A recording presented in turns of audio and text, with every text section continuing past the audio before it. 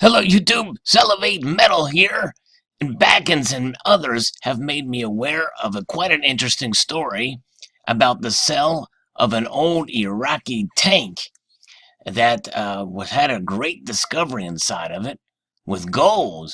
Very interesting indeed. Men who sold a tank for 30,000 pounds on eBay to buyers who found gold bars worth over 2 million pounds inside. Very, very fascinating story. And at first I was a little skeptical about it, so I kind of looked around, and there's several different articles that have mentioned this, and there's actually a video which I can't play here due to copyright claims. But nonetheless, I will post a link to this article here, and you can watch the video yourself. But wow, it is stunning indeed to see these bars being yanked from the tank. And of course, it kind of reminded me sort of the gold bars being shown at Fort Knox. And here we see them when they did the video of that discovery in 1974, when they pulled those bars out. Some had criticized that they were kind of handling them with their fingertips and the like, as if they were much lighter than they should have been. But these, you can really kind of tell that they're heavy pieces as they pull these bars out. Wow. And the fascinating portion of this is that they were videoing at the same time. And I guess, as they buy these tanks, you don't know what you're going to find in there. I guess they were looking for weapons or bullets or something, and they found these gold bars. Very nice. The article talks about seconds before the discovery, it was her telling his colleagues that what should to do with the weapons in the tank, and only for Mr. Chamberlain to pull out the gold and exclaim, "Well, it's not guns, that's for sure." Then proceeds to recover the rest of the bars, which are believed to have been looted by the Iraqi soldiers during the invasion of Kuwait in 1990. Wow.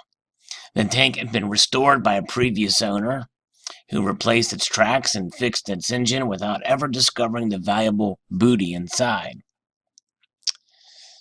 And it also talks about that it's crazy and a great find, and he's hoping they can keep it. And so he wasn't, apparently the owner wasn't too concerned about them finding this bars. I think he just happened to get the 30,000 pounds, which is about the average price for a tank of that sort. Everyone is thinking I should be devastated to have missed out on what could be a fortune, but I'm not too upset because I made a fair bit of money on the tank. Wow. Here's more footage of the tank for sale. It's a Chinese-made T-54 copy of a Russian tank.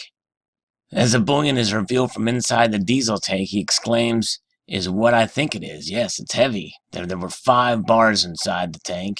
And the bullion was found inside the Chinese-made T-54, and they called the police because they didn't know what to do with it.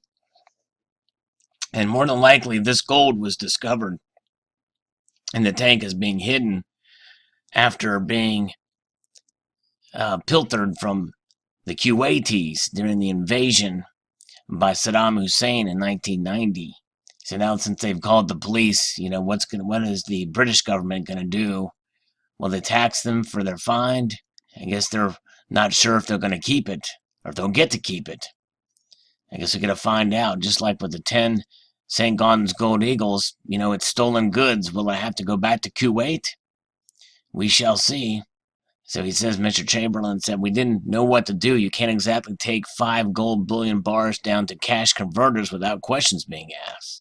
So we called the police. Yes, and they perceived that the gold came from Kuwait.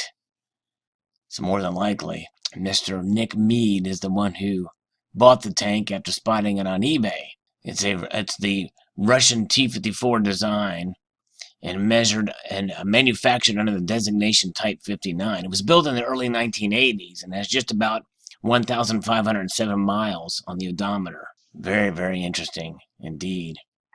These tanks are relatively rare, so he got it at, what's noted as a fair price.